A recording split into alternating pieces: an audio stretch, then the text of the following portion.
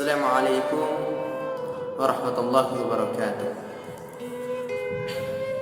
Innal hamdalillah nahmaduhu wa nasta'inuhu wa nastaghfiruh wa na'udzu billahi min shururi anfusina wa min sayyiati a'malina. May yahdihillahu fala mudilla lahu wa may yudlil falan tajida lahu waliyyan mursyida. Asyhadu an la ilaha illallah wahdahu la syarika lah wa asyhadu anna Muhammadan abduhu wa rasuluh wa safiuhu wa khaliluhu wa akhiratuhu min khalqihi ajma'in. Amma ba'd. Teman-teman, sahabat, saudaraku yang dicintai oleh Allah Subhanahu wa taala, yang semoga kita semua bisa mendapatkan syurga Allah Subhanahu wa taala. Kita bersyukur kepada Allah Subhanahu wa taala karena Allah Subhanahu wa taala masih memberikan nikmat umur kepada kita semua, yang dimana karena dengan nikmat umur tersebut kita semua masih bisa beribadah kepada Allah Subhanahu wa taala. Salawat, teririm salam senantiasa kita curahkan, kita limpahkan kepada Rasulullah sallallahu alaihi wasallam. Kita perbanyak salawat kita kepada beliau agar dengan salawat kita semua bisa mengantarkan kita semua ke surga Allah Subhanahu wa taala karena syafaat pertolongan beliau Allahumma amin. Teman-teman, sahabat, saudaraku yang dicintai oleh Allah Subhanahu wa taala, sebuah kisah, semoga dengan kisah ini memberikan pelajaran kepada kita semua. Semoga dengan kisah ini kita dapat mengambil pelajaran dari kisah tersebut, yaitu kisah dari laki-laki dari Bani Israel.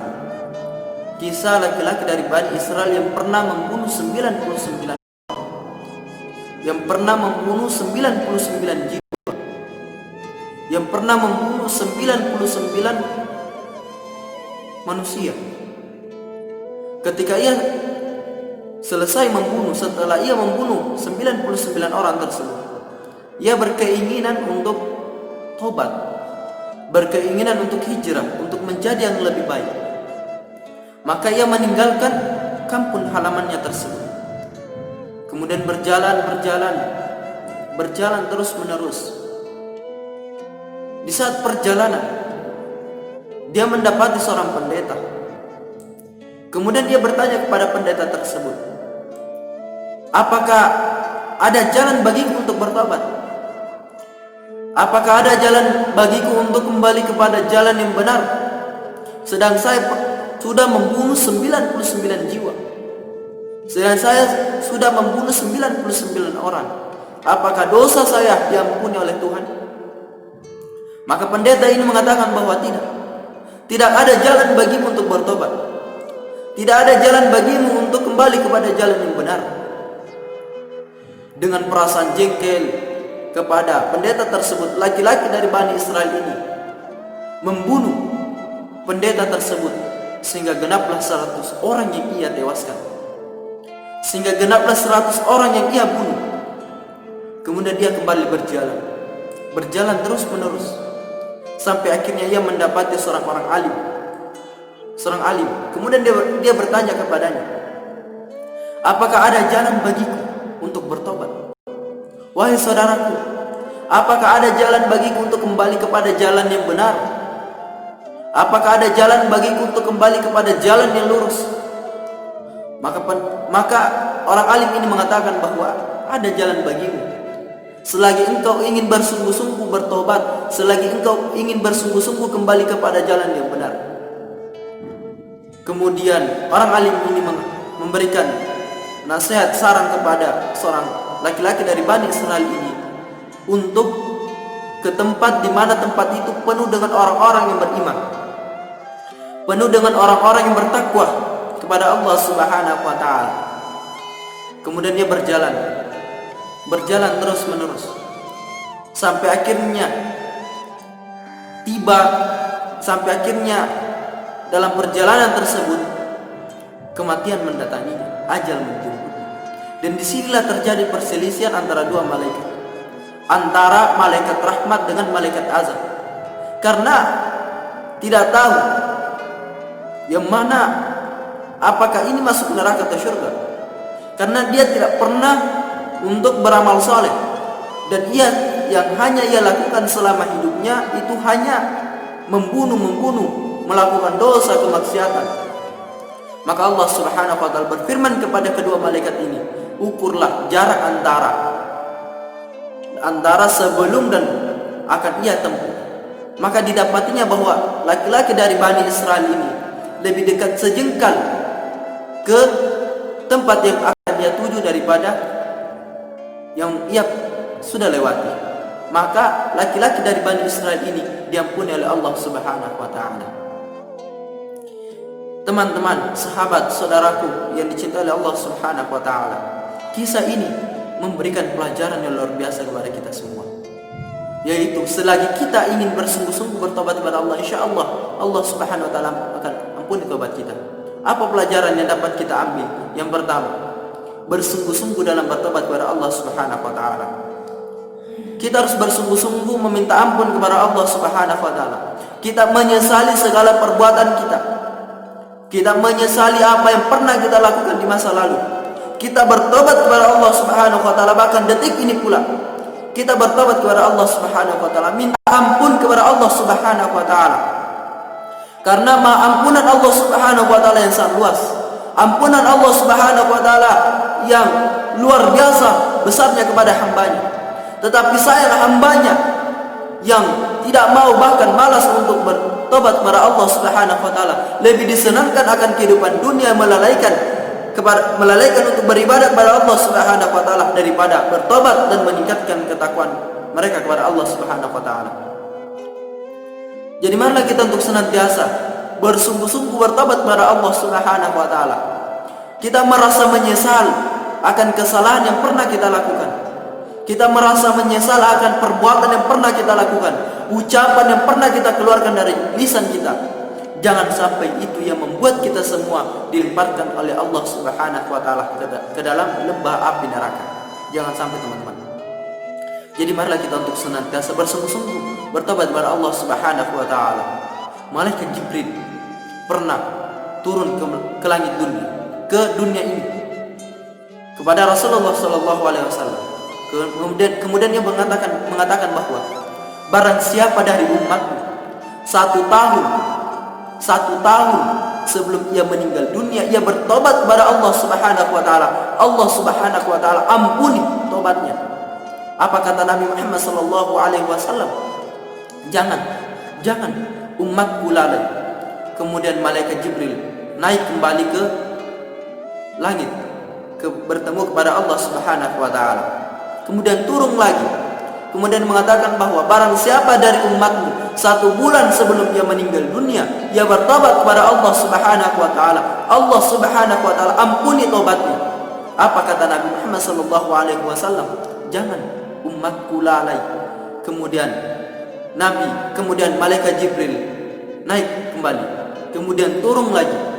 Kemudian mengatakan barang siapa dari umatmu 1 minggu sebelum ia meninggal dunia, ia bertobat kepada Allah Subhanahu wa taala, Allah Subhanahu wa taala ampuni tobatnya. Apa kata Nabi Muhammad sallallahu alaihi wasallam? Jangan, itu kelamaan, umatku lalai. Kemudian malaikat Jibril naik lagi. Kemudian turun kembali. Kemudian mengatakan Allah Subhanahu wa taala mengirim pesan kepadamu, barang siapa dari umatmu sebelum ia meninggal dunia, ia bertobat kepada Allah Subhanahu wa taala, Allah Subhanahu wa taala ampuni tobatnya. Itulah sungguh maha luar biasanya, maha besarnya ampunan Allah Subhanahu wa taala kepada kita semua. Tetapi sayang banyak di antara kita yang masih malas, bahkan tidak mau bertobat kepada Allah Subhanahu wa taala karena disibukkan oleh kehidupan dunia yang melalaikan. Allah Subhanahu wa taala berfirman, "Wa man hayatud dunya illa mata'ul ghurur." Tidaklah kehidupan dunia hanyalah kehidupan yang menipu, melalaikan kita dalam beribadah kepada Allah Subhanahu wa taala. Jadi marilah kita bersungguh-sungguh untuk bertobat kepada Allah Subhanahu wa taala, minta ampun kepada Allah Subhanahu wa taala akan kesalahan-kesalahan kita, akan perbuatan kita di masa lalu. Kita pelajari masa lalu kita di masa kini untuk menggapai masa depan yang bisa menjadi yang lebih baik. Ingat, seorang imam pernah mengatakan bahwa siapa yang hari ini sama dengan hari yang kemarin, maka dia adalah orang yang rugi. Siapa hari ini sama dengan lebih buruk daripada hari yang kemarin, maka dia adalah orang yang celaka. Dan siapa yang hari ini lebih baik daripada hari yang kemarin, maka dia adalah orang yang beruntung. Jadi semoga kita semua menjadi orang yang beruntung, lebih baik selalu lebih baik dalam kehidupan kita, selalu ada peningkatan dalam kehidupan kita semua. Teman-teman, sahabat, saudaraku yang semoga kita semua mendapatkan syurga Allah Subhanahu wa taala. Yang kedua ialah hijrah dari tempat kita, yang dimana tempat itu penuh dengan kemaksiatan, penuh dengan perbuatan dosa, kesyirikan, kepada tempat yang lebih baik. Misalnya pondok pesantren, kita ke tempat tersebut, kita belajar, memperbanyak ibadah kepada Allah Subhanahu wa taala, mendekatkan diri kita kepada Allah Subhanahu wa taala. Karena kita semua bercita-cita, berkeinginan untuk mendapatkan syurga Allah Subhanahu wa taala, ampunan Allah Subhanahu wa taala, maka bagaimana kita selalu melakukan perbuatan baik. Kita tinggalkan tempat kita yang penuh dengan dosa, kemaksiatan, yang dimana penduduknya selalu melakukan kesyirikan, perbuatan dosa, hal-hal yang diharamkan oleh Allah Subhanahu wa taala untuk kita kerjakan. Kita tinggalkan tempat tersebut ke tempat yang lebih baik, agar kita semua dirahmati oleh Allah Subhanahu wa taala, dan insyaallah di akhirat kelak nanti bisa mendapatkan syurga Allah Subhanahu wa taala. Dan yang terakhir ialah jangan pernah memvonis seseorang ketika ia pernah melakukan dosa, pernah melakukan kemaksiatan. Dulunya, masa lalunya adalah masa yang gelap, tetapi ia ingin bertobat, kembali kepada yang benar, kembali kepada jalan yang benar. Kita dukung mereka, kita bantu mereka, kita pandu mereka, agar kita semua mendapatkan pahala tersebut. Kita membantu sesama kebaikan, kita membantu saudara-saudara kita dalam meningkatkan amal soleh, dalam beribadah kepada Allah Subhanahu wa taala. Karena ini adalah salah satu hal yang dicintai oleh Allah Subhanahu wa taala, hal yang disukai oleh Rasulullah sallallahu alaihi wasallam. Kita bantu mereka, karena syurga itu akan dipenuhi oleh ahli dosa yang bertobat kepada Allah Subhanahu wa taala. Karena Allah lebih mencintai pendosa yang bertobat kemudian meningkatkan amal soleh, ahli maksiat yang bertobat kemudian meningkatkan ketakwaan kepada Allah Subhanahu wa taala, bertobat kepada Allah kemudian memperbanyak ibadah, daripada orang alim yang sombong, ria, ingin dipuji karena kesolehannya. Itu yang bisa membawa murka Allah Subhanahu wa taala kepada kita semua. Teman-teman, sahabat, saudara yang semua rahmati dan muliakan sisi Allah Subhanahu wa taala, semoga bermanfaat bagi kita semua, dan semoga kita semua bisa mengambil pelajaran dari kisah tersebut, dari kisah laki-laki dari Bani Israel yang pernah membunuh 99 orang, 99 jiwa, tetapi ia ingin bertobat kepada Allah Subhanahu wa taala, kemudian Allah Subhanahu wa taala mengampuni tobatnya. Dan semoga kita sama halnya dengan orang tersebut, kita diampuni oleh Allah Subhanahu wa taala dan bisa mendapatkan syurga Allah Subhanahu wa taala bersama keluarga kita, kerabat kita, saudara-saudara kita, dan kedua orang tua kita. Allahumma amin. Mungkin ini yang sempat saya sampaikan. Maaf atas segala kekurangannya. Syukran. Nun wal qalam ma yasturun. Assalamualaikum warahmatullahi wabarakatuh.